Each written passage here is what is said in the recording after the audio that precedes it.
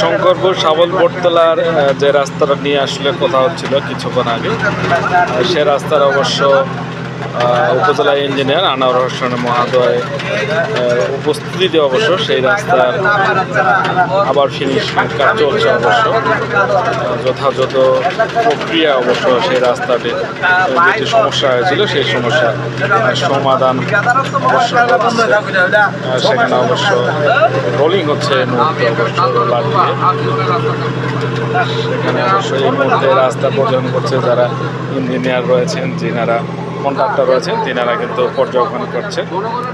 Press ক্লাবের সভাপতি রয়েছেন, ইঞ্জিনিয়ার যিনারা রয়েছেন, কন্ট্রাক্টর, অত্র ওয়ার্ডের মেম্বার উনিও কিন্তু রয়েছেন এখানে কাজের পর্যবেক্ষণ করছেন। অবশ্য সেটাই আপনাদেরকে এখন দেখবার চেষ্টা করছি, যে রাস্তাটা নিয়ে আসলে কথা হচ্ছে।